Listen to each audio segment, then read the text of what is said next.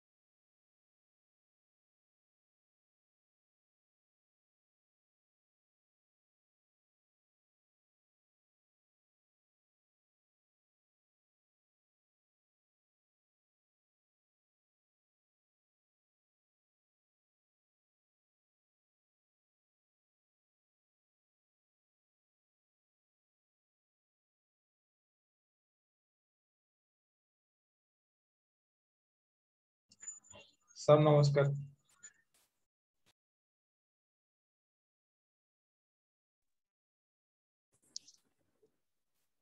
Hello. আসসালামু আলাইকুম। আমাকে শুনতে পাচ্ছেন সবাই? সাউন্ড ঠিক আছে? জি স্যার, শোনা যাচ্ছে। সাউন্ড একটু কম কম মনে হচ্ছে।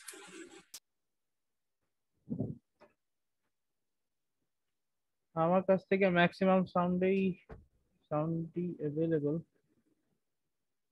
অন্যদের কি সাউন্ড কম লাগতেছে? এখন স্যার, ঠিক আছে স্যার, ওই সময় একটু কম ছিল। স্যার ঠিকই তো মনে হচ্ছে। অ্যাজ ইউজুয়াল ঠিকই লাগতেছে। এই এখন ঠিক আছে, ওই সময় কম ছিল।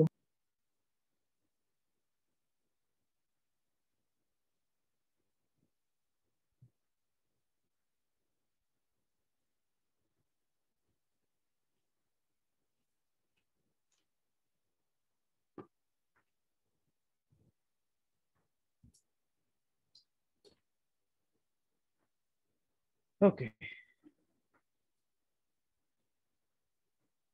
আজকে পার্টিসিপেন্ট এত কম কেন? ওই খেলা দেখতেছে নাকি? জি স্যার, বুঝি নাই।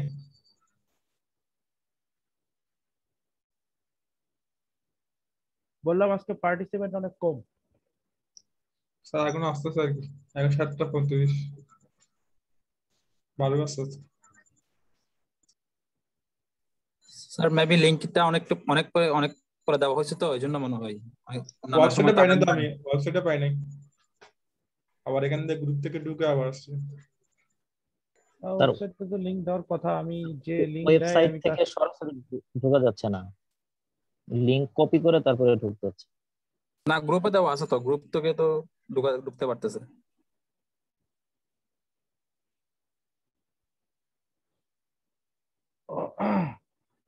লিংক ওয়েবসাইটে যার দেওয়ার কথা, আমি তার সাথে কেবলই কথা বললাম, সে আমাকে বলেছে যে সব জায়গায় লিংক দেওয়া হয়েছে।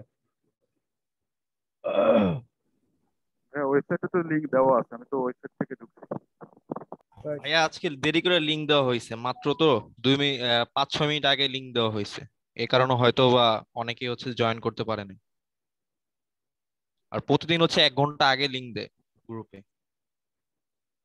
হ্যাঁ, বেসিক্যালি যিনি লিংক দেন উনি আজকে ছুটিতে আছেন, তো তাকে রিপ্লেস করেছে আরেকজন, এই কারণে আজকে একটু দেরি হয়েছে। সমস্যা নাই, আমরা 5 মিনিট আরো দেখি, 5 মিনিট পরে শুরু করি। ভাইয়া আজকের লিঙ্কটা হলো ওই যে ক্লিক করলে আর কি যায় না, ওই কপি করে করা লাগে, এই জন্য আর কি হয়তো বা সমস্যা হচ্ছে।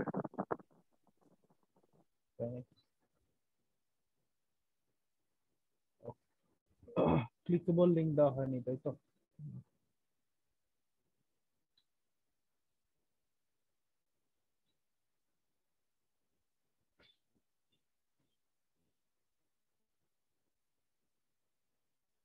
আমরা আর কিছুক্ষণ দেখি, জাস্ট 4 মিনিট, আর 7:40-এ শুরু করি। এখন 7:37 বাজে, 36 বাজে।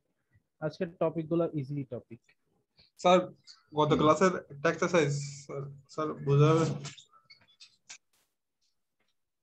এক্সারসাইজ বলেন। সাবজান্টিভের এক্সারসাইজ 39, ওই 39-এর 8 নাম্বার।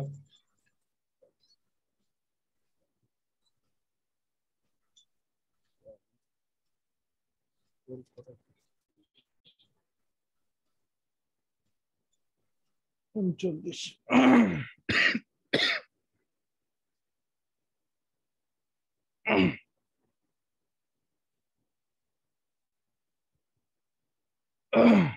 উনচল্লিশ কত নাম্বার পৃষ্ঠায়?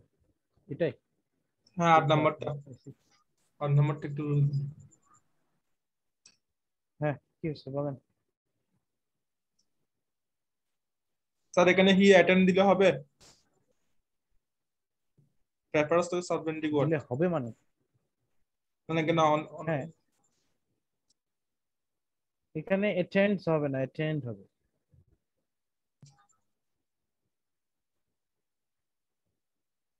ভার্বের বেস ফর্ম দিতে হবে না, ভার্বের বেস ফর্ম বসাতে হবে।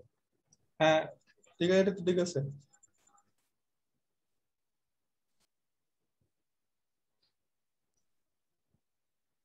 এটাই কি আমি আপনার কোশ্চেন? এক্সারসাইজ কোশ্চেন মানে এক্সারসাইজ গুলো সলভ করার পরে আমি মিলে দেখছিলাম যে এখানে অনলি অ্যাটেন্ড আসছে, তো সেজন্য মানে তা প্রেফারের আপনার জন্য। ক্লাসে তো মনে হয় আপনাদেরকে দেখানো হয়েছে, এটা জামিল ভাই দেখিয়েছে, যে সাবজাংটিভ যে ভার্ব গুলো আছে সেই ভার্ব গুলো এবং সাথে যদি দ্যাট এবং এটা যদি আরেকটা ক্লজ অর্থাৎ যদি আরেকটা সাবজেক্ট থাকে, তো সেই ক্ষেত্রে এর পরের যে ভার্বটা আমরা দিব সেই ভার্বটা অবশ্যই বেস ফর্মে দিব। সো এখানে প্রেফার্স থাকুক, প্রেফার্ড থাকুক, মানে এটা প্রেজেন্ট টেন্স থাকুক, পাস্ট টেন্স থাকুক, ডাজন্ট ম্যাটার, এখানে আমরা ভার্বের বেস ফর্ম দিব। হ্যাঁ স্যার সেটা বুঝছি স্যার, এমনি আমি সবগুলো এটা করছি যে সবগুলো হয়েছে, শুধু এটা হয় না যেখানে একটা অনলি দিছে ওরা, মানে অনলি অ্যাটেন্ড দিছে, অ্যাটাচ না হয় অনলি অ্যাটেন্ড, সেই জন্য আর্টস করছিলাম যে না আমি অ্যাটেন্ড দিছিলাম। অ্যাটেন্ড দিতে হবে, অ্যাটেন্ড নাই কি আছে? অনলি অ্যাটেন্ড আছে, অ্যাটাচ না হয়ে অনলি অ্যাটেন্ড হবে, সেজন্য স্যার কনফিউশন ছিলাম, তো আমি অ্যাটেন্ড দিছিলাম। অনলি আছে? ওয়েট এ হ্যাঁ মিনিট, আমি দাঁড়ান বই বের করে দেখি অনলি কেন আছে।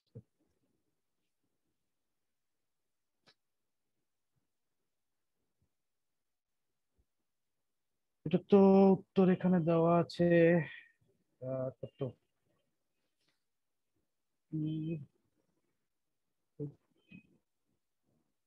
266 হবে। স্যার শুধু অ্যাটেন্ড কই দেয়া অনলি, আছে, কই অনলি নাই, অনলি তো অনলি নাই। কই? আচ্ছা তাহলে আমার এটা ভুল আছে, আমার এটা বাংলা তো ভুল তো। বাংলা টোফেল পড়তে না করছি বহুত আগে, ক্লাস শুরুর আগেই বলছি বাংলা টোফেল পড়বেন না। না আমি এমনি পিডিএফ থেকে। বাংলা যেই টোফেলটা আছে ওই টোফেলটা পড়বেন না, এতে আপনি ভুল জিনিস শিখবেন। আচ্ছা স্যার। বাংলা যেই টোফেলটা আছে এটা আপনাদেরকে অনেক আগেই বলেছি, ওইটা পড়বেন না।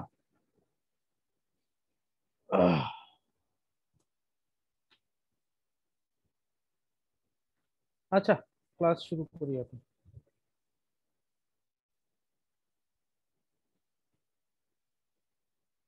সো আমরা ফার্স্টেই একটা ওয়ার্ড ফাইলে চলে যাই।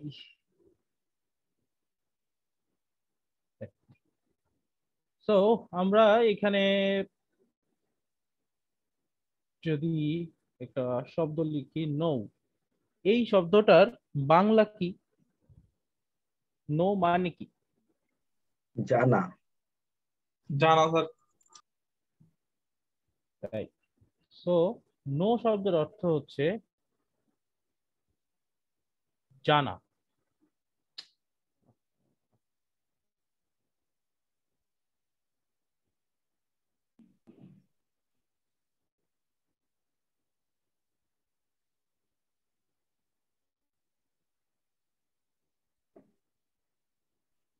অথবা আরেকটা হতে পারে চেনা। আর নো হাউ টু, এই শব্দের অর্থ কি?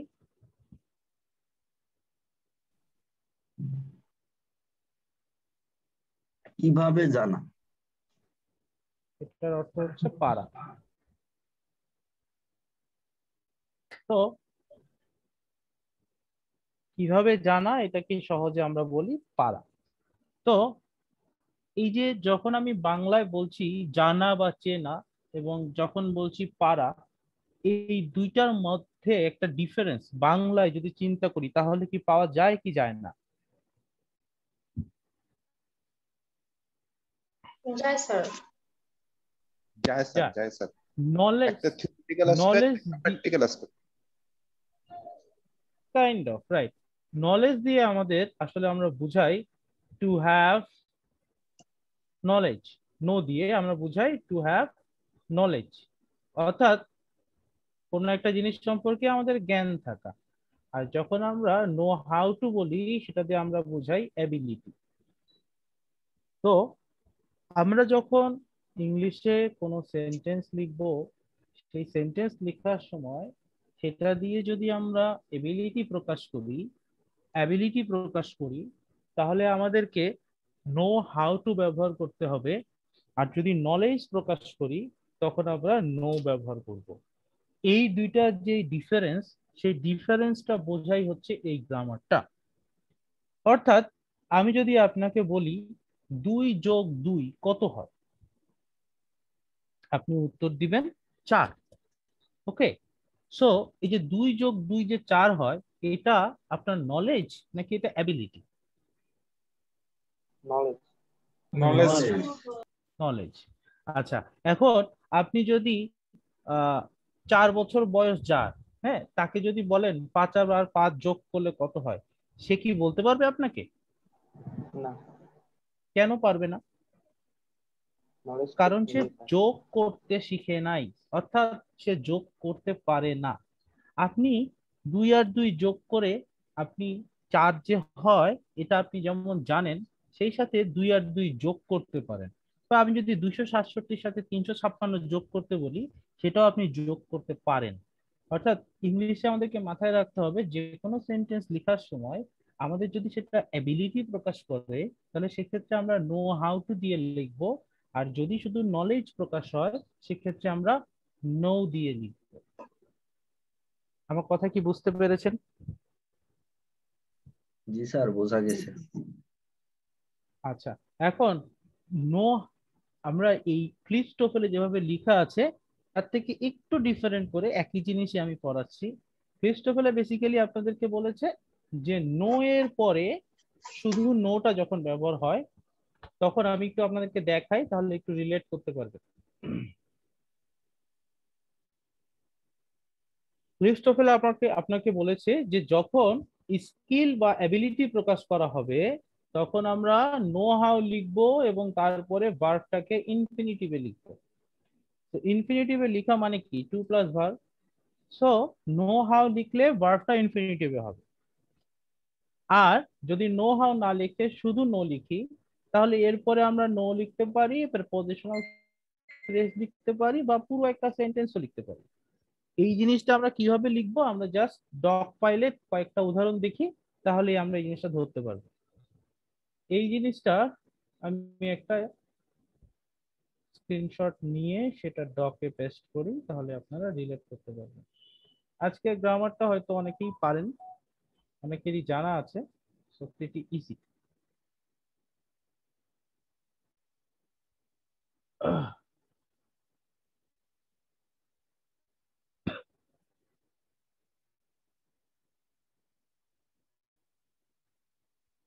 তো আমি যদি একটা সেন্টেন্স লিখতে চাই এখন, শুধু নো দিয়ে লিখবো। দেখেন আমি লিখতে পারি আই নো হিম, অর্থাৎ আমি নো এর পরে একটা নাউন, আচ্ছা এখানে নাউনের কথা বলেছে, এখানে নাউনও বসতে পারো, প্রোনাউনও বসতে পারে। আমি লিখতে পারি আই নো রাসেল, অথবা বলতে পারি আই নো হিম। আবার আমি নো এর পরে একটা প্রিপোজিশনাল ফ্রেজও দিতে পারি, কি I know about your living the country.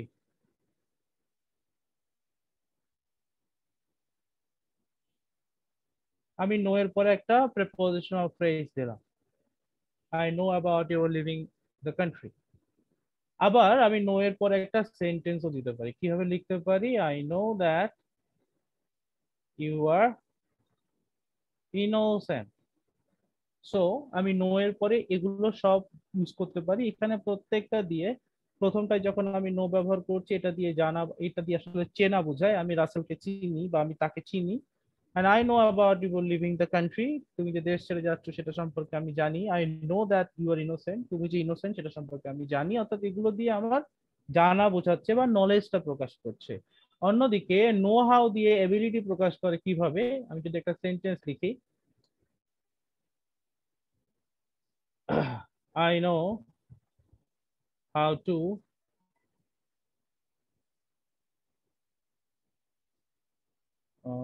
swim. This is my ability. আমি সাঁতার কাটতে পারি। কিভাবে সাঁতার কাটতে হয় আমি জানি। সো এইভাবে যখন আপনাদের কোনো সেন্টেন্সে এবিলিটি প্রকাশ করা হবে, সেই ক্ষেত্রে শুধু নো ব্যবহার না করে আপনারা নো হাউ টু ব্যবহার করবেন এবং তারপরে ভার্বের বেস ফর্ম, অর্থাৎ নো হাউ এর পরে ইনফিনিটিভ ফর্মটা ব্যবহার করতে হবে।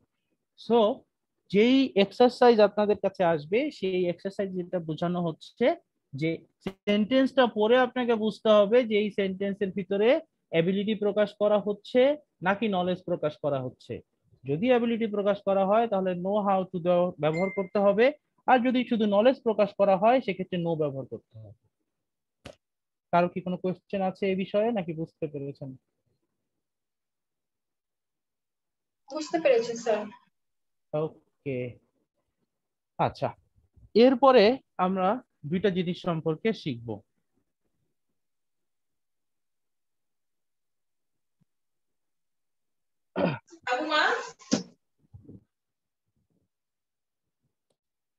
হ্যালো, কেউ কিছু বলছেন, হয়তো শুনতে পাইনি। আচ্ছা, এরপরে যে টপিকটা নিয়ে আমরা দেখবো সেটাকে বলা হয় ক্লজেস অফ কনসেশন, অর্থাৎ যেই ক্লজের মাধ্যমে আমরা কন্ট্রাস্ট প্রকাশ করি। তো কন্ট্রাস্ট প্রকাশ করি কিভাবে? আমরা কন্ট্রাস্ট প্রকাশ করি বাংলাতে যদিও শব্দটা দিয়ে। যদিও দিয়ে যখন আমরা একটা সেন্টেন্স লিখি, সেটা দিয়ে আমরা দুইটা জিনিস প্রকাশ করি, যেখানে একটা জিনিসের সাথে আরেকটা জিনিস কন্ট্রাস্টিং বা বিপরীতমুখী। আমি বলতে পারি যদিও সে ধনী তবুও সে কাউকে সাহায্য করে না।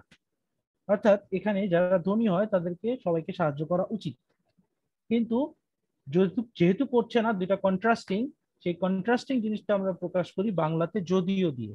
সো এটা যদি আমরা ইংলিশে প্রকাশ করতে চাই তাহলে আমরা কি ব্যবহার করতে পারি?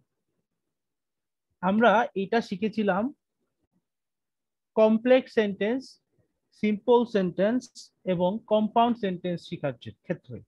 যদি কোনো সেন্টেন্সে বাট ব্যবহার করা হয় তাহলে সেই সেন্টেন্সটা কোন ধরনের সেন্টেন্স হয়? কম্পাউন্ড। Compound sentence, right. এখন এই কম্পাউন্ড সেন্টেন্সটাকে যদি আমার কমপ্লেক্স করতে হয় তাহলে আমি কি ব্যবহার করি? দো অলদো। দো অলদো। দো অলদো ছাড়াও আরো একটা জিনিস ব্যবহার করতে পারি, সেটা কি? In spite of. নো, কমপ্লেক্স সেন্টেন্সের কথা বলছি।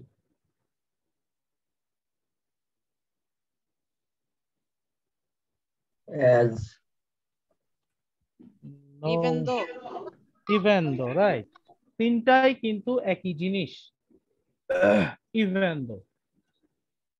আচ্ছা, এইগুলো হচ্ছে আমাদের কমপ্লেক্স সেন্টেন্সের জন্য। এখানে আমি লিখে দিই, এটা হচ্ছে, আমি যেটা বলছি সেটা একটু খেয়াল করেন, তারপরে আমি আপনাকে বুঝিয়ে বলবো এটা আমি কেন দেখানো হচ্ছে বা এটা পরীক্ষায় আসলে কিভাবে আসবে। আচ্ছা, সো কম্পাউন্ড সেন্টেন্সের জন্য আমরা বাট, কমপ্লেক্স সেন্টেন্সের জন্য দো, অলদো, ইভেন দো, আর সিম্পল সেন্টেন্সের জন্য আমি কি ব্যবহার করি? Despite or despite.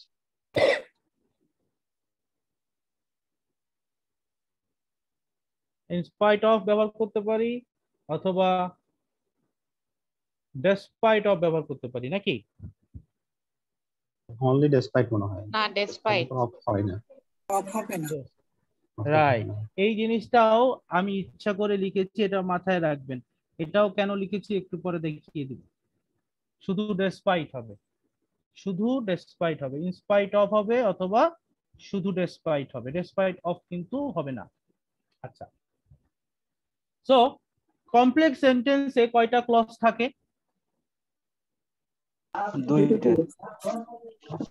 দুইটা ক্লজ থাকে। সিম্পল সেন্টেন্সে কয়টা ক্লজ থাকে? একটা। আচ্ছা, এখন আমি যদি একটা সেন্টেন্স লিখি,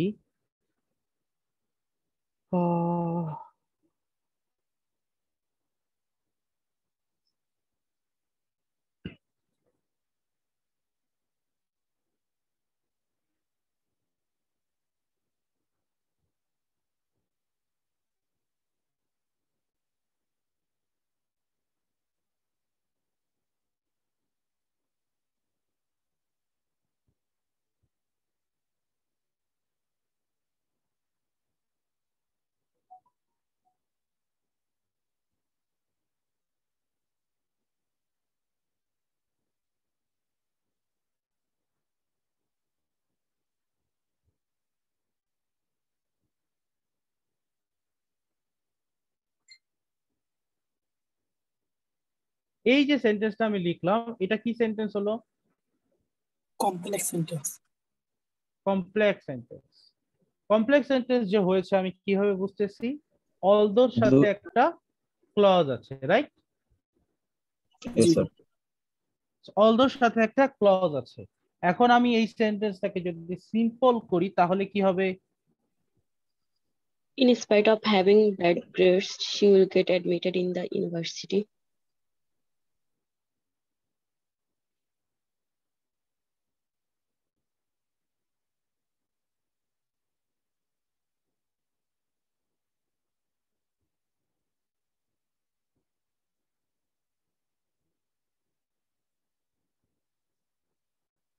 In spite of having bad grades, Jane will get admitted in the university. অথবা আমি এই জিনিসটাকে এখানে in spite of এর বদলে চাইলে আমি despite ও ব্যবহার করতে পারি। in spite of এর বদলে despite ব্যবহার করতে পারি, এবং একইভাবে এখানে although বদলে even though ব্যবহার করতে পারি, although ব্যবহার করতে পারি, বা শুধু though ব্যবহার করতে পারি। What you need to have in your mind, যে আপনাকে পরীক্ষার হলে যখন প্রশ্ন দেওয়া হবে, সেই প্রশ্নটা দেওয়া হবে এভাবে, এই সেন্টেন্সটা দেওয়া হবে এবং এখানে although জায়গায় despite লেখা হবে। সেন্টেন্সটা থাকবে এরকম: Despite Jane has got bad grades, she will get admitted in the university. সেন্টেন্সটা কি হবে কি হবে না? হবে না ভাই। কেন হবে না? দুইটা ক্লজ হয়ে গেছে। আমরা দুইটা ক্লজ Despite এর পরে কোনো ক্লজ বসবে না। Despite এর পরে ফ্রেজ বসবে। কি বসবে? ফ্রেজ বসবে। অর্থাৎ despite এর পরে কোনো সাবজেক্ট বা ভার্ব বসবে না। এটাই হচ্ছে আপনাদের এই গ্রামারে শিখতে হবে। আমি এখন টোফেলটা, এটা হচ্ছে একদম বেসিক, এই জিনিসটাই টোফেলে দেওয়া আছে কিভাবে, আমি যেটা আপনাদেরকে ওপেন করে দেখাচ্ছি।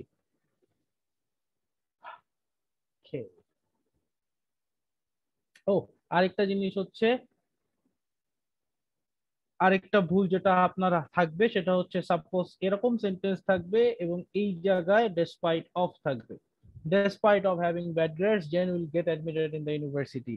সো এই জায়গাতেও আপনার সমস্যা থাকবে। এখানে যেরকম despite এর সাথে একটা ক্লজ দিয়ে ভুল হয়েছে, সেখানে এখানেও despite এর সাথে of দিয়ে ভুল হয়েছে। এই দুইটা জিনিস এই পার্টিকুলার টপিকে টেস্ট করা হবে। আচ্ছা ভাই, একটা কোশ্চেন ছিল এই জায়গায়। আচ্ছা এখন আমরা এই জায়গাতে ওই বলেন। ওই স্ক্রিনে একটা প্রবলেম ছিল যে ইনস্পাইট অফ ডেসপাইটের পর ওখানে ভাই ওটার পর একটা পসেসিভ হওয়ার কথা ছিল না?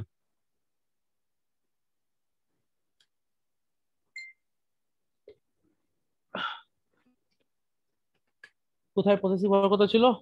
যে ইনস্পাইট অফ এর পরে in spite of having bad grades এটার পরে পসেসিভ হওয়ার কথা ছিল কিনা? না, এখানে পসেসিভের প্রয়োজন নেই। In spite of in spite of having এর ব্যাড পরে গ্রেডস এই জিনিসটাই জেনকে বোঝাচ্ছে। ডেসপাইট অফ হয় না, ডেসপাইট হ্যাভিং মানে আপনি বলতে চাচ্ছেন যে এখানে আমি ইন স্পাইট অফ এই জিনিসটা দিতে যাচ্ছি, তাই তো? হ্যাঁ, পসেসিভ দিলে এটা হয়। এটাই আর বলতে চাচ্ছেন? In spite of having bad grades or জেনিস দিতে পারি। হ্যাঁ হ্যাঁ, এটা দিলেও কোনো সমস্যা নাই, এটা দিলেও কোনো সমস্যা নেই, না দিলেও কোনো সমস্যা নেই। এই যে জায়গায় ভাই জেনিটাকে এটা জেনিস করতে ম্যান্ডেটরি পারি না। না অ্যাপোস্ট্রফি এস দিয়ে পসেসিভ করে? In spite of জেনস having bad grades, হ্যাঁ সেক্ষেত্রে আর এখানে জেন দরকার নেই, এখানে সি করে দিলেই হবে। বাট ঠিক এটা আছে। প্রয়োজন নেই, মানে এটা আমি ব্র্যাকেটে লিখেছি, সেটা ম্যান্ডেটরি না। আচ্ছা ইনফ্যাক্ট এখানে স্যার হ্যাভিং ব্যাড, ইনফ্যাক্ট এখানে আপনি হ্যাভিং ব্যাড গ্রেডসটাও বাদ দিতে পারেন, আপনি বলতে পারেন in spite of bad grades, সেটাও বোঝাচ্ছে এটা জেন ব্যাড গ্রেড পেয়েছে। ওকে, কেউ কথা স্যার একটা বলতেছিলেন, কোশ্চেন ছিল। কথাটা বুঝতে পারি নাই। হ্যাঁ বলেন। স্যার একটা কোশ্চেন ছিল। স্যার আমরা যে স্যার হ্যাভিংটা ব্যবহার করি, বলেন। স্যার হ্যাভিংটা কেন in spite of having use করি আমরা? হ্যাঁ, হ্যাভিংটা having। স্যার হ্যাভিংটা কি জন্য ব্যবহার করি? ইন স্পাইট অফ এই এটার জন্য? ক্লজকে ফ্রেজ বানাচ্ছে। ওটা ফ্রেজ করা ফেলা হচ্ছে। এটা তো অনেক বেসিক একটা প্রশ্ন হয়ে গেল। এখানে হ্যাভিংটা আসছে কি কারণে? আপনি তো এটা আগেই শিখেছেন যে যখন আমাদের এই ক্লজটাকে যখন আমি ফ্রেজ বানাচ্ছি তখন আমি এখানে ভার্বের সাথে ভার্বটাকে আইএনজি কনভার্ট করে ফেলি, ভার্বটাকে আইএনজি তে কনভার্ট করে ফেলি। সো এখানে হ্যাজ যেহেতু আছে সেটার কারণে আমি হ্যাভিং করে ফেলেছি। ইনস্পাইট অফ এর কারণে হ্যাভিং হয়েছে এটাও বলতে পারেন। এখানে হ্যাজ আছে বলে এখানে হ্যাভিং হয়েছে, যদি অন্য ভার্ব থাকতো তার সাথে আইএনজি যুক্ত করতাম। মানে বেসিক্যালি আমি এটাকে ফ্রেজ বানিয়ে ফেলবো, এটার ক্লজ থাকবে না। আমি যদি এখন আপনাদেরকে টোফেলেরটা দেখাই, টোফেলে বেসিক্যালি কি আছে, আমি যে জিনিসটা বলেছি সেটা এখানে এক্সপ্লেন করা হয়েছে, বাট ফ্রেজ এবং ক্লজ কথাটা এখানে বলা হয়নি। ডেসপাইট এবং ইনস্পাইট অফ, অর্থাৎ এখানে বলা হয়েছে ডেসপাইট এবং ইনস্পাইট অফ এর পরে আমি নাউন ফ্রেজ ব্যবহার করব। এই বক্সটা খেয়াল করবেন, ডেসপাইট এবং ইনস্পাইট অফ এর পরে আমরা নাউন ফ্রেজ ব্যবহার করতে হবে। অন্যদিকে অলদো, ইভেন দো এবং দো এর পরে ক্লজ ব্যবহৃত হবে। ক্লজ ব্যবহৃত হয়েছে কিভাবে? সাবজেক্ট ভার্ব প্লাস ব্র্যাকেটে লেখা হয়েছে কমপ্লিমেন্ট। আপনাদেরকে পড়ানো হয়েছে যে কমপ্লিমেন্ট মানে এটা অবজেক্ট হতে পারে, আবার ইন জেনারেল কমপ্লিমেন্টও হতে পারে। বেসিক্যালি সাবজেক্ট এবং ভার্ব যদি আমরা মাথায় রাখি তাহলে আমরা বুঝবো যে ইভেন দো এবং অলদো বা দো এর পরে একটা ক্লজ বসবে, আর ডেসপাইট এর পরে নাউন ফ্রেজ বসবে। আর একটা জিনিস মাথায় রাখবেন, যখন ডেসপাইট বা ইনস্পাইট অফ ব্যবহার করা হয় এরা আসলে প্রিপোজিশন হিসেবে ব্যবহৃত হয়। তো প্রিপোজিশন আমরা কার আগে বসাই? আমরা জানি নাউনের আগে বসাই। নাউন আর নাউন ফ্রেজ দুটার মধ্যে পার্থক্য কি? একের বেশি শব্দ নিয়ে সেটা যদি নাউনের কাজ করে আমরা সেটাকেই নাউন ফ্রেজ বলি। সো নাউন ফ্রেজ আসলে এক ধরনের নাউন এবং তার আগে যেটা বসছে সেটাই প্রিপোজিশন। এই কারণে ডেসপাইট এবং ইনস্পাইট অফ এর ব্যবহারটা হচ্ছে প্রিপোজিশন হিসেবে। অন্যদিকে অলদো, ইভেন দো, দো এরা আসলে কি করে? দুইটা ক্লজকে যুক্ত করে। এই যে একটা হচ্ছে হি হ্যাজ ফিজিক্যাল হ্যান্ডিক্যাপ, আরেকটা হচ্ছে he has become a successful businessman. এই যে দুইটা কন্ট্রাস্টিং সেন্টেন্স, ফিজিক্যাল হ্যান্ডিক্যাপ থাকছে আবার হচ্ছে সাকসেসফুল বিজনেসম্যান হয়েছে। যেহেতু দুইটা কন্ট্রাস্টিং, এই দুটাকে যুক্ত করেছি আমি অলদো দিয়ে। তাহলে অলদো কোন পার্ট অফ স্পিচ হিসেবে ব্যবহৃত হচ্ছে? প্রিপোজিশন। আরে দুইটা সেন্টেন্সকে যুক্ত করে কনজাংশন। কনজাংশন।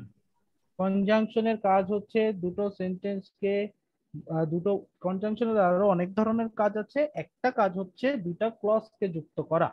সো এখানে অলদো কনজাংশন হিসেবে ব্যবহৃত হচ্ছে এবং সে দুটা ক্লজকে যুক্ত করছে। সো যেটা আমরা এতক্ষণ ধরে শিখলাম সেটা হচ্ছে অলদো, ইভেন দো, দো, এই তিনটা জিনিস, এবং ইনস্পাইট অফ আর ডেসপাইট, এই দুইটা জিনিস, এই পাঁচটা জিনিসই যদিও, বাংলায় যেটা আমরা বলি যদিও, সেই যদিও মিন করতে ব্যবহৃত হয়। হাউএভার ডেসপাইট এবং ইনস্পাইট অফ এর পরে আমরা ফ্রেজ ব্যবহার করতে হবে, এবং দো, অলদো, ইভেন দো এর পরে আমাদেরকে ক্লজ ব্যবহার করতে হবে। আমাদের এক্সারসাইজে এই জিনিসটাই মাথায় রাখতে হবে। আমি এখানে যদি একটা একটু কোশ্চেন ছিল। মিক্স করে দিই। জি বলেন। আচ্ছা ভাই, এখানে although he has a physical handicap, he has become a successful businessman, এটাকে যদি আমি কমপ্লেক্স করি in spite of দিয়ে করতে পারতেছি। এখানে ভাই ওরা এটা যেটা করছে কমপ্লেক্স আছে, সিম্পল হ্যাঁ, করতে চাইলে আপনি ইনস্পাইট অফ সরি, এর হ্যাঁ, করতে পারেন। হ্যাঁ, সিম্পল দিয়ে যখন করছি তার উপরে যেটা দেওয়া আছে ওখানে in spite of his করছে, বাট হ্যাজটাকে হেভিং করে নাই, তার উপরে উপরে ভাইয়া in spite of দিয়ে যেটা করা আছে একটা যদি একটু দেখতে উপরে, এই যে এটা despite his physical handicap he has become a successful businessman। Right. তাহলে ভাই আমি এখানে ওইটাই আপনাকে ডক ফাইলে দেখালাম যে আপনি এখানে বলেছেন despite his physical handicap he has become a successful person, এই জিনিসটা লিখবো নাকি আমি লিখবো despite having physical handicap he has become a successful businessman, লিখবো। দুটাই লিখতে পারেন, দেয়ার ইজ নো ইস্যু। আচ্ছা, তার মানে ভাই আমি এখানে পসেসিভটাও করতে পারি? বুঝতে পেরেছেন? হ্যাঁ হ্যাঁ, আবার ভার্ব প্লাস আইএনজি দিয়েও করতে পারেন। ভার্ব প্লাস আইএনজি দিয়ে করতে পারি, দুইটা করা যাবে। দুটাই করা যাবে। জি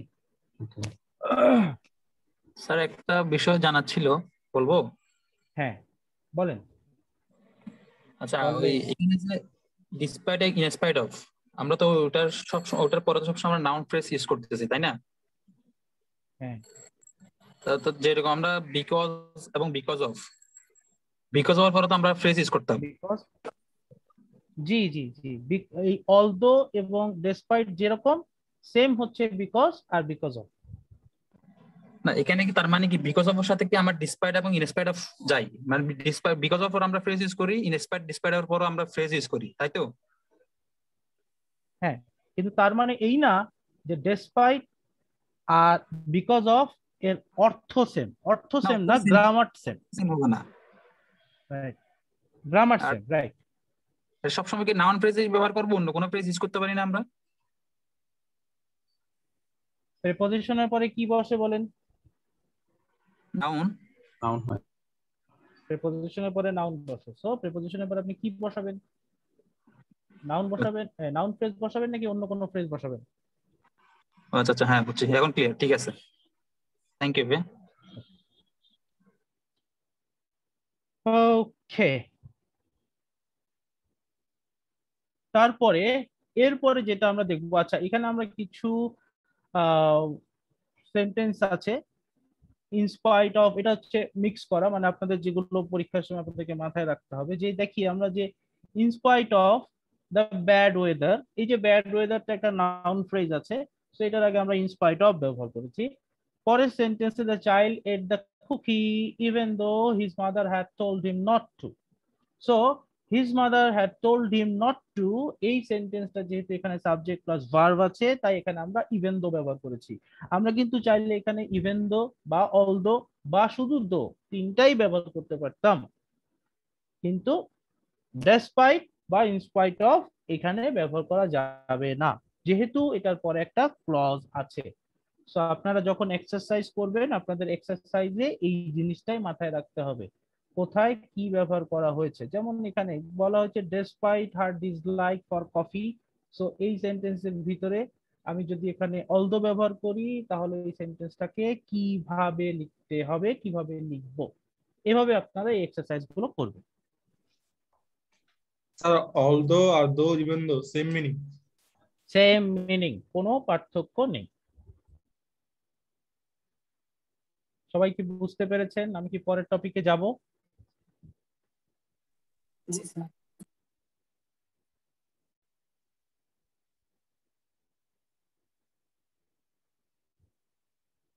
জাহিদ হাসান বলেছেন দো, ইভেন দো, অলদো, কখন কোনটা প্রায়োরিটি দিব? ভাই তিনটাই সেম জিনিস, প্রায়োরিটি দেওয়ার কিছু নেই।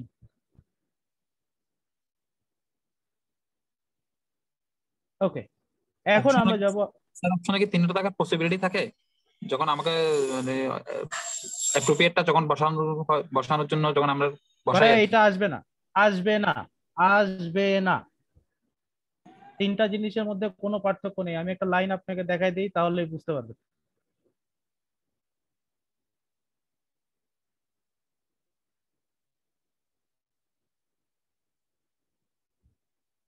এখানে কোনো এক জায়গায় একটা লাইন দেওয়া ছিল।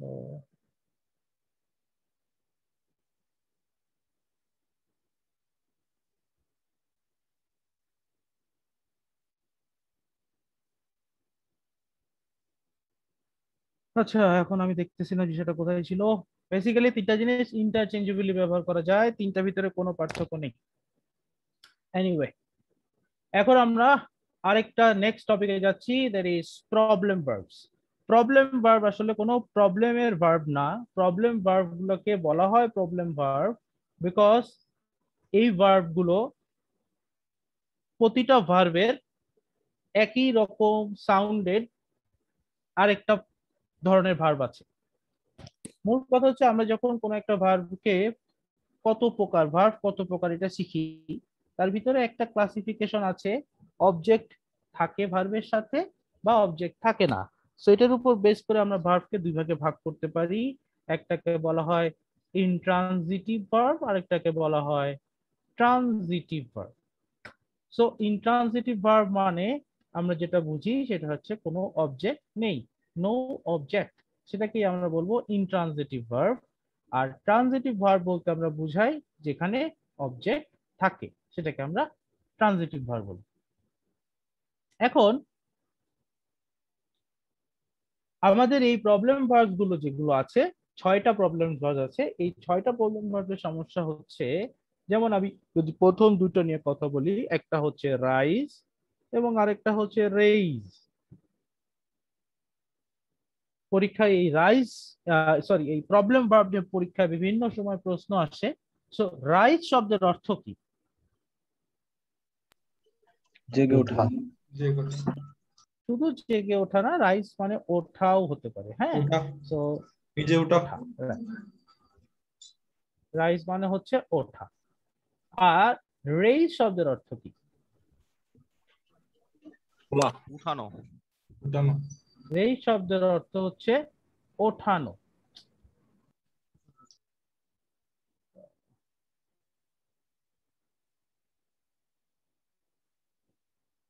রেইজ শব্দের অর্থ হচ্ছে ওঠানো। সো এই দুটো দিয়ে, এই দুটো মিনিং থেকে আমরা একটা জিনিস বুঝতে পারতেছি যে আমি যখন রেইজ বলবো তখন আমি কোনো কিছু উঠাবো, অর্থাৎ আমার একটা অবজেক্ট থাকবে। আমি কি উঠাতে পারি? আমি আমার হাত উপরে উঠাতে পারি বা আমি চাঁদা উঠাতে পারি, রাইট? এইগুলা হচ্ছে রেইজ দিয়ে বোঝানো হয়। ওকে, অন্যদিকে রাইজ শব্দের অর্থ হচ্ছে ওঠা। ওঠা মানে এই যে আপনাদের ভিতরে একজন বললেন জেগে ওঠা, মানে আমি যদি বলি আই রাইজ, অর্থাৎ আমি ঘুম থেকে জেগে উঠছি, রাইট? আবার সানরাইজেস যখন আমি বলছি তখন কি উঠছে? সূর্য উঠছে। সূর্য তার ঘুমায় না। সো ওইটা হচ্ছে নিজে থেকে উঠা। অথবা বন্যার সময় নদীর পানি উপরে উঠে, অর্থাৎ নদীর পানি তো কেউ উঠায় না, নিজে নিজে উঠে যায়। সো যখন আমি রাইজ ব্যবহার করব, রাইজ হচ্ছে একটা ইনট্রানজিটিভ ভার্ব, অন্যদিকে রাইজ হচ্ছে ট্রানজিটিভ ভার্ব। রেইজ হচ্ছে ট্রানজিটিভ ভার্ব এবং রাইজ হচ্ছে ইনট্রানজিটিভ ভার্ব।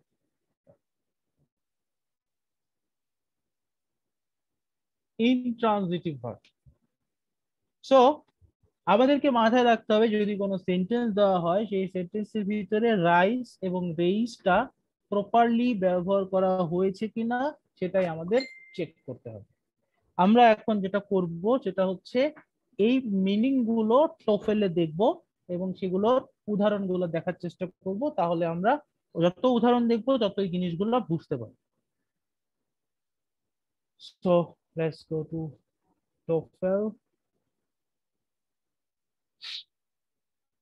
সো এখানে প্রবলেম ভার্ব গুলো আপনাদেরকে দিয়ে দিয়েছে, লাই, লে, রাইজ রেইজ এবং আরেকটা হচ্ছে সিট এবং সেট। সো এখানে বেসিক্যালি আপনাদের ফর্ম গুলো দিয়েছে, ফর্ম গুলো আপনাদের মাথায় রাখা দরকার, কারণ এটা হচ্ছে প্রেজেন্ট টেন্সের, এটা হচ্ছে পাস্ট টেন্সের এবং এটা হচ্ছে পাস্ট পার্টিসিপলের ফর্ম। অন্যদিকে এটা হচ্ছে ভার্ব প্লাস আইএনজি যুক্ত করলে তখন এই ভার্ব গুলোর কি রকম ফর্ম তৈরি হয়। সো রাইজ শব্দের অর্থ হচ্ছে ওঠা, লাই মানে হচ্ছে শোয়া, সিট মানে হচ্ছে বসা। অন্যদিকে রেইজ শব্দের অর্থ হচ্ছে ওঠানো, লে মানে হচ্ছে বসানো বা রাখা, সেট মানে হচ্ছে রাখা। সো আমরা যদি সেন্টেন্স গুলো দেখি, আমি যেটা আপনাকে বললাম রাইজ মানে ওঠা, অর্থাৎ কি বলেছে, this verb means to get up অর্থাৎ ওঠা, মুভ আপ উপরে ওঠা, আন্ডার ওয়ানস ওন পাওয়ার অর্থাৎ কারো সাহায্য না নিয়ে নিজে নিজে ওঠা। এইটা যখন আমি বুঝাই তখন আমি রাইজ ব্যবহার করি। সো রাইজ এর পরে কখনোই অবজেক্ট আসবে না। সো কি লেখা আছে, sun rises early in the summer, when the bell rings the student rise from their seats. So স্টুডেন্টরা নিজে নিজেই উঠে যায়, কেউ স্টুডেন্টকে ওঠায় না। when oil and water mix, oil rises to the top. So তেল নিজে নিজেই উপরে উঠে যায়। অন্যদিকে আমি যদি রেইজ কথাটা ব্যবহার করি, রেইজ এর মানে হচ্ছে this verb means to lift or elevate an object, অর্থাৎ কোনো কাউকে বা কোনো একটা অবজেক্টকে উপরে উঠানো, সেইটা বোঝাতে আমরা রেইজ ব্যবহার করি। অথবা আরেকটা কি হতে পারে, টু ইনক্রিজ সামথিং, অর্থাৎ কিভাবে ইনক্রিজ সামথিং করা যেতে পারে, মনে করেন আপনার আন্ডারে যে চাকরি করছে তার বেতন আপনি বৃদ্ধি করে দিলেন, তাহলে বেতন তো একা একা বৃদ্ধি হয়নি, আপনি বৃদ্ধি করে দিয়েছেন আপনার আন্ডারে যে চাকরি করছে তার। সো কেউ যখন কোনো কিছু ইনক্রিজ করে সেই ক্ষেত্রে আমরা রেইজ ব্যবহার করি। সো কিরকম হতে পারে সেন্টেন্স গুলো, the student raise their hands in the class. এই যে দেয়ার হ্যান্ডস এটা হচ্ছে অবজেক্ট। আপনাদের আশা করি মনে আছে সেন্টেন্সে আমরা অবজেক্ট কিভাবে খুঁজে পাই, পড়ানো হয়েছিল, মনে আছে অবজেক্ট কিভাবে খুঁজে পাই সেন্টেন্সে? হ্যাঁ স্যার, ভার্বকে কি দ্বারা কি এবং কাকে দিয়ে প্রশ্ন করলে আমরা কি এবং কাকে দিয়ে প্রশ্ন করলে অবজেক্ট খুঁজে পাই। সো আমি এখানে জিজ্ঞেস করি যে স্টুডেন্ট কি তুলেছে, হাত তুলেছে। the weightlifter raises the barbells over his head. So raise মানে উঠানো, যেটা বলেছি। সো এখানে সবকিছু উঠানো বোঝাচ্ছে। after studying hard, এই যে after studying hard John raised his grades substantially. এই গ্রেডস মানে বৃদ্ধি করা, এখানে যে রেইজটা আছে এটার মানে কি বৃদ্ধি করা, গ্রেডস মানে মার্কস। সো আমি আমার গ্রেডস গুলোকে বৃদ্ধি করিয়েছি কিভাবে, পড়াশোনা করে, ভালো পরীক্ষা দিয়ে। সবাই কি বুঝতে পেরেছেন রাইজ এবং রেইজ এর মধ্যে পার্থক্য? ইস্যুটা হচ্ছে মাথায় রাখবেন সবাই, আপনারা যারা পরীক্ষায় অ্যাটেন্ড করেন, যখন এটা বোঝানো হয় খুবই সহজ লাগে, খুবই সহজ মনে হয়, কিন্তু পরীক্ষার হলে দেখা যায় রাইজ এবং রেইজ রিলেটেড কোয়েশ্চেন থাকলে আপনারা সেটা পিক না করেই অন্য কিছু অ্যান্সার দাগিয়ে ফেলেন। এই তিনটা শব্দ রাইজ, লে এবং সিট, এই কয়টা জিনিস যদি আপনারা মাথায় রাখেন, যে কোনো পরীক্ষায় এরর ডিটেকশনে যদি আপনারা এই শব্দগুলো পান, সাথে সাথে চেক করবেন যে এখানে প্রপারলি ব্যবহার করা হয়েছে কিনা। ট্রানজিটিভ ভার্বটার সাথে অবজেক্ট আছে আর ইনট্রানজিটিভ ভার্বের সাথে অবজেক্ট নেই, এই জিনিসটা এনশিওর করবেন। যদি ইনট্রানজিটিভ ভার্বের সাথে অবজেক্ট দিয়ে দেয় তখন সেটা ভুল হবে। সো যখনই এই শব্দগুলো পাবেন প্রপারলি চেক করবেন। তো এরপরে যদি রাইজ এর মতো আসি, লাই শব্দের অর্থ হচ্ছে শোয়া, ঠিক আছে? অর্থাৎ শোয়াও হতে পারে, লাই মানে থাকাও হতে পারে। থাকা বলতে কিভাবে বুঝাই, মনে করেন বুড়িগঙ্গা ঢাকার পাশে অবস্থিত, তাহলে বুড়িগঙ্গা ঢাকার পাশে কি কেউ বানাইছে? কেউ বানায়নি, তাই না? বুড়িগঙ্গাটা অনেকদিন আগে থেকেই ওখানেই আছে। সো অবস্থান, কারো কোনো জায়গায় থাকা যদি এটা বোঝায় সেই ক্ষেত্রে আমরা লাই ব্যবহার করতে পারি। তার সাথে আরো একটা জিনিস মাথায় রাখবেন, লাইয়ের আরেকটা মিনিং হচ্ছে মিথ্যা কথা বলা। লাইয়ের আরো একটা মিনিং হচ্ছে মিথ্যা কথা বলা, ঠিক আছে? সো মিথ্যা কথা বলা যখন আমি লাই ব্যবহার করি ওইটাও কিন্তু একটা ইন্ট্রানজিটিভ ভার্ব, ঠিক আছে? এটার পরও কোনো অবজেক্ট আসে না। হাউএভার ডিফারেন্সটা কি? ডিফারেন্সটা হচ্ছে এই যে লাই লেখা আছে উপরের, এই লাই এর পাস্ট টেন্স এবং পাস্ট পার্টিসিপল ফর্ম কি হবে? লাই লে লেইন। লাই লে লেইন। কিন্তু যখন মিথ্যা বলা কথা বলা বোঝাচ্ছি তখন হচ্ছে লাই লাইড লাইট। এই জিনিসটা মাথায় রাখতে হবে, লাই লাইড লাইট। এবং আরো একটা জিনিস যেটা আপনাদের একটা জায়গায় এনে একটু দেখাতে হবে, আমি ট্রাই ইট কিভাবে করা যায়।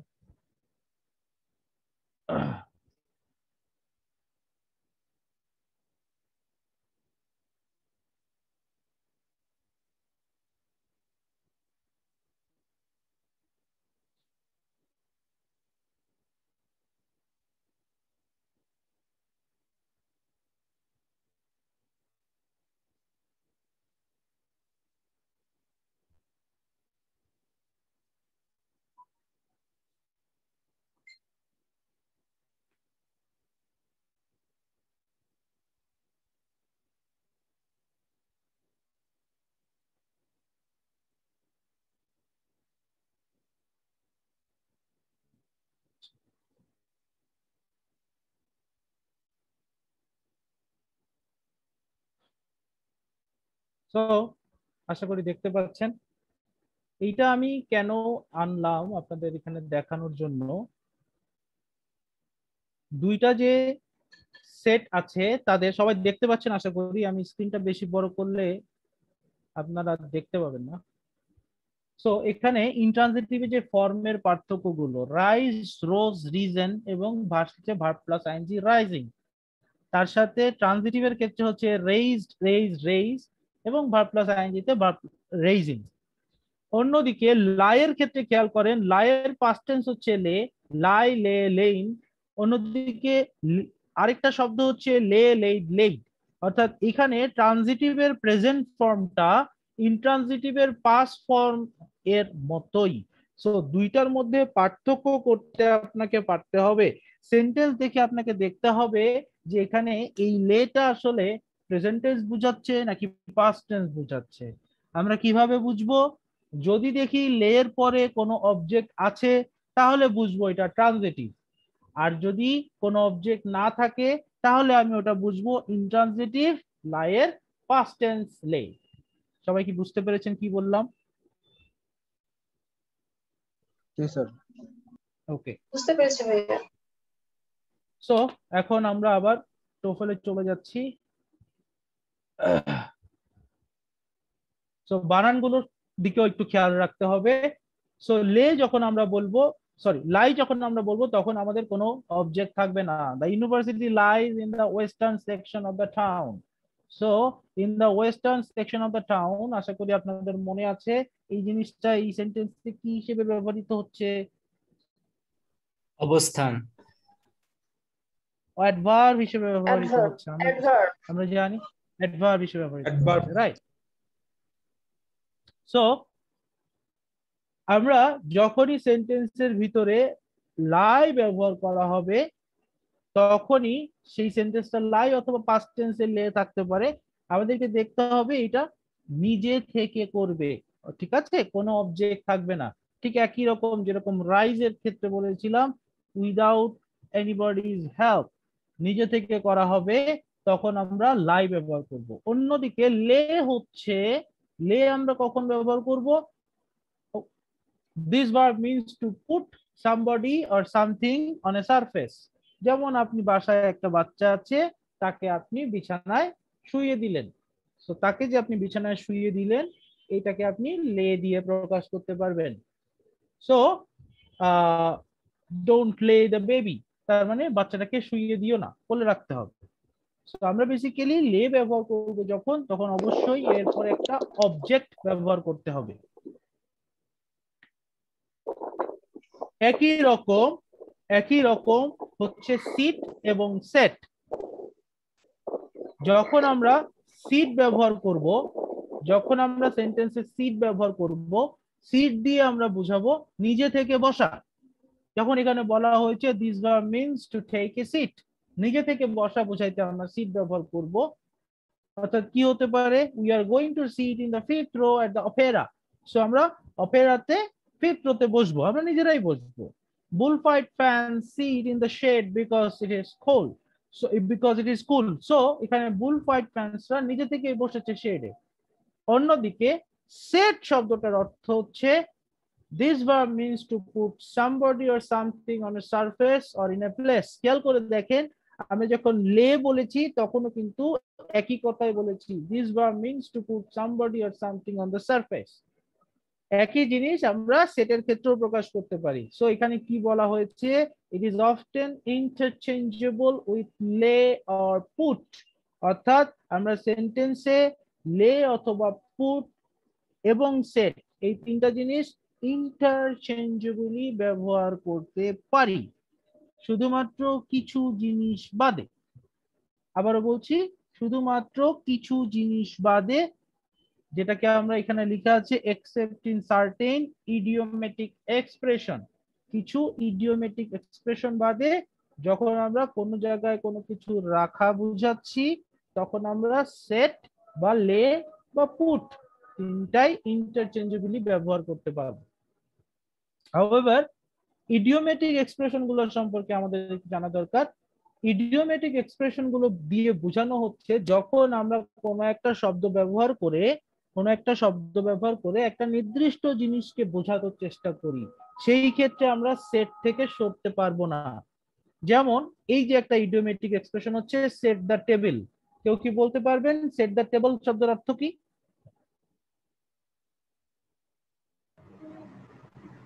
টেবিলটাকে রাখা বা স্থাপন করুন।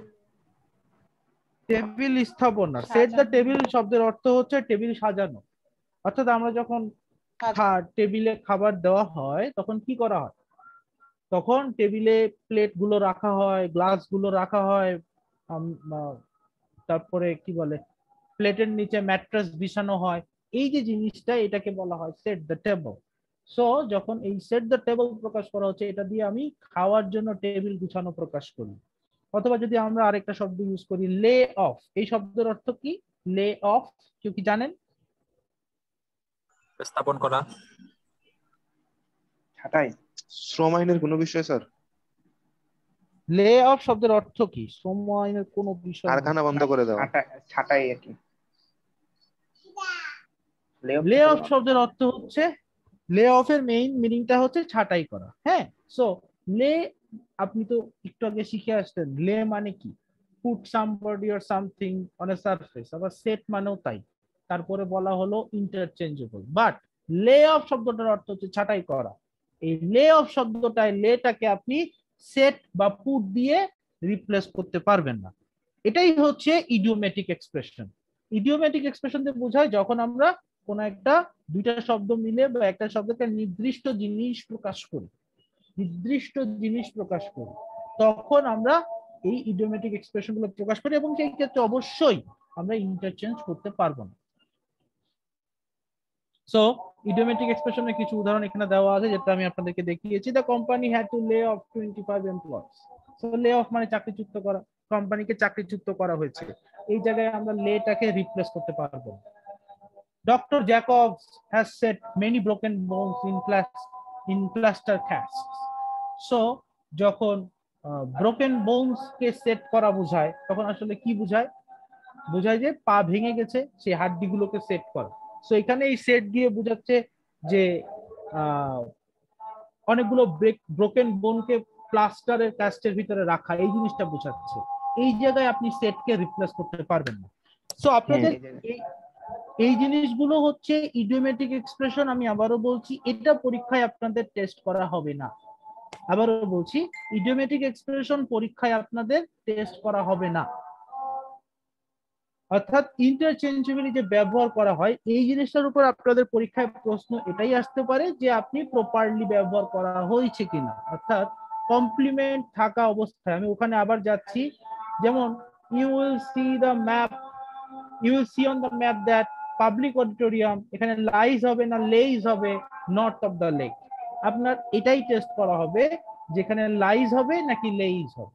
সো আপনারা জেনেছেন অলরেডি, এখানে শিখেছেন যে আমাদের এখানে লাইস ইনট্রানজিটিভ ভার্ব ব্যবহার করতে হবে হুইচ ইজ লাইস। সো এই ইডিওমেটিক এক্সপ্রেশন আসলে আপনি শিখে শেষ করতে পারবেন না। কি রকম? আপনি যদি নেটে সার্চ দেন সেট শব্দটার কতগুলো মিনিং আছে, আমি আপনাদেরকে বলার জন্য একটু আগে নেটে সার্চ করেছি, এই সেট শব্দটার দিয়ে আমি 200 ধরনের মিনিং প্রকাশ করতে পারি। 200 উপরে মিনিং প্রকাশ করতে পারি শুধু সেট দিয়ে। এগুলো সবই ইডিওমেটিক এক্সপ্রেশন। যেমন আমরা কি বলছি, John set his alarm for 6 o'clock। এখন অ্যালার্ম সেট করা মানে কি, অ্যালার্মটা 5টায় দিয়েছেন, এটা সেট করা। সো এই জায়গায় সেট দিয়ে বোঝাচ্ছে যে অ্যালার্ম দেওয়া। সো আপনি এখানে সেটের জায়গায় পুট ব্যবহার করতে পারবেন না। কিন্তু এটা যদি অ্যালার্ম ক্লকের কথা, অর্থাৎ অ্যালার্ম ঘড়ি টেবিলের উপর রাখা বোঝাতাম, তাহলে কিন্তু আমি বলতে পারতাম যে জন অ্যালার্ম ক্লক টেবিলের উপর রেখেছে। তো সেক্ষেত্রে আমি বলতে পারি John set the alarm clock on the table, অথবা বলতে পারি John put the alarm clock on the table. আমরা এইভাবে প্রকাশ করতে পারি, ঠিক আছে? ঠিক একই রকম আমি এখানে লেইডও ব্যবহার করতে পারি। কিন্তু আমার কথা হচ্ছে, আমি যখন ইডিওমেটিক ব্যবহার হবে সেই ক্ষেত্রে, যেমন এখানে বলা হয়েছে অ্যালার্ম সেট করেছে 6টার সময়, এই ক্ষেত্রে আমরা চেঞ্জ করতে পারবো না। সো এই জিনিসটা আমি আবারও বলছি, এই জিনিসটা আপনাদের পরীক্ষার জন্য মাথায় রাখার দরকার নেই, কারণ এটা আপনি মুখস্থ করে শেষ করতে পারবেন না। রাদার উপরে যে 6টা জিনিস আপনাদেরকে দেখানো হলো, যে কখন এই শব্দগুলো ট্রানজিটিভ হিসেবে আর কখন ইনট্রানজিটিভ হিসেবে ব্যবহৃত হয়, কিভাবে ব্যবহৃত হয়, এতটুকু জিনিস যদি আপনার মাথায় ঢুকাতে পারেন, that's good enough for your test. সবাই কি বুঝতে পেরেছেন আমার কথা কি বললাম? জি স্যার, বুঝছি। ওকে, সো এই হচ্ছে আজকের ক্লাস। নেক্সট ক্লাস কালকে আমরা মিনিটের 3 কমপ্লিট করব। সো আপনারা সবাই আজকে মিনিটের 3 এখানে কয়টা কোশ্চেন আছে একটু চেক করি। মিনিটের 3 তে 50 মিনিটের 3 তেও 50টা কোশ্চেন আছে এর আগের মিনিটেস গুলোর ভিতরে। সো আগামীকাল ইনশাআল্লাহ আমরা 25টার মতো শেষ করার চেষ্টা করব, যদি সময় থাকে আরো বেশি করার চেষ্টা করব।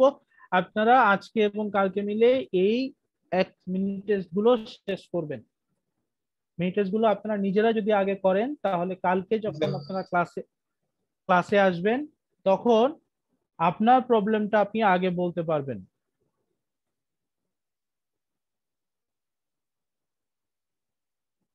সবাই কি আমার কথা বুঝতে পেরেছেন? জি স্যার, বুঝতে পেরেছি। স্যার একটা কোশ্চেন ছিল। হ্যাঁ বলেন। আমাদের আর কয়টা ক্লাস আছে? আজকে কয় নাম্বার ক্লাস? 29।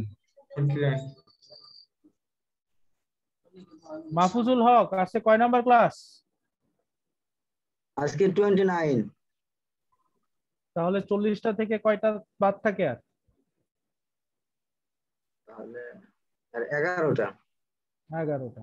তাহলে আমাদের কি গিয়েছেন সলভ ক্লাস নেওয়া হবে? সলভ ক্লাস নেওয়া হবে কিনা, মিনি টেস্টে তো কিন্তু আসলে সলভ ক্লাসই নেওয়া হয়।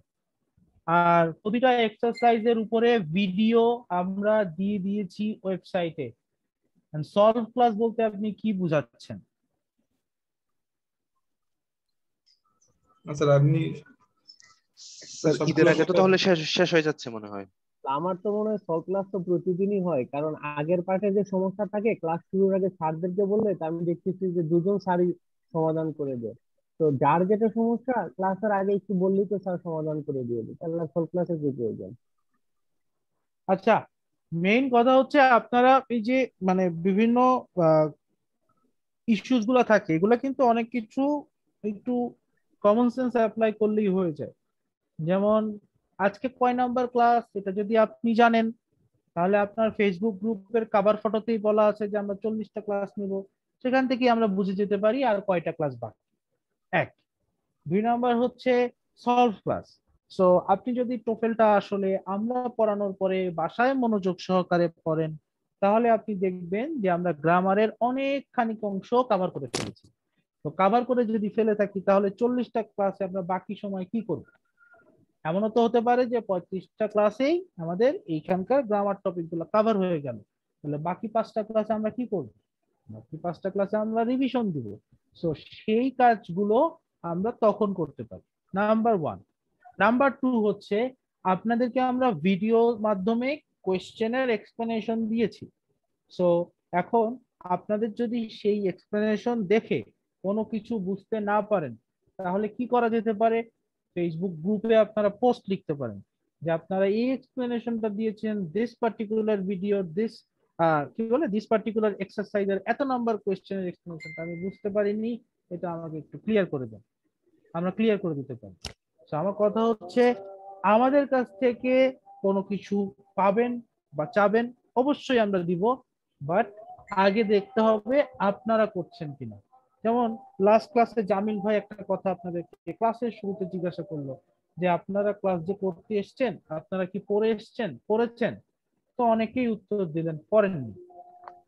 তো কেন পড়েননি? কারণ অনেকে আবার যুক্তি দিলেন যে আমরা যখন পড়াই তাতে আপনাদের কনসেপ্ট ক্লিয়ার হয়ে যায়, তাই আপনারা পড়েননি। তো এটা তো একটা ভুল কাজ হচ্ছে। আমরা পড়াই, আপনারা আমাদের উপর ডিপেন্ডেন্ট হয়ে থাকতেছেন, এতে করে আপনাদের শিক্ষাটা অপূর্ণ থাকবে। কি করা উচিত? আপনারা আগে পড়বেন, পড়ার পরে তারপরে যদি এই ক্লাসে আসেন, তাতে কি হয়, আমি যা পড়াচ্ছি সেটা আপনার আগে থেকেই জানা। সো যতটুকু আপনার ব্ল্যাঙ্ক, যেটা আপনার বুঝতে পারেননি ওই বই পড়ে, সেই জিনিসটা আপনারা আজকে জিজ্ঞেস করতে পারেন। ক্লিয়ার? সো এইভাবে যদি কাজ হয় না, তাহলে এইভাবে যদি পড়াশোনা করেন, তাহলে এই যে টোফেল করতেছেন এটা আপনার বেশি কাজে হবে। ক্লিয়ার? স্যার বুঝছি। ওকে, জি ভাই, আপনারা সলভ, ভাই আপনারা একটা কথা সলভ বলবো। রাশেদ নূর বলবেন। হ্যাঁ জি ভাই, ওই যে আমার বন্ধু বাংলাদেশ ব্যাংকে আছে, তো ও বলছে কি যে শুধুমাত্র এমসিকিউর জন্য শুধুমাত্র টোফেলটাই ফলো করলে হয়। আসলে কি ভাই কথাটা কি কতটুকু যুক্তিযুক্ত ভাই? আপনার বোন বাংলাদেশ ব্যাংকে কবে ঢুকেছেন? ঢুকেছে হলো 2013 সালে। 2013 সালে। সো উনি অনেক সিনিয়র আমার। 2013 সালের দিকে এই টোফেলটা ফলো করলেই বাংলাদেশ ব্যাংকের এমসিকিউতে হয়ে যেত আমার কাছে মনে হয়। ঠিক আছে, কিন্তু রিসেন্ট যে কোয়েশ্চেন গুলো আছে আপনারা যদি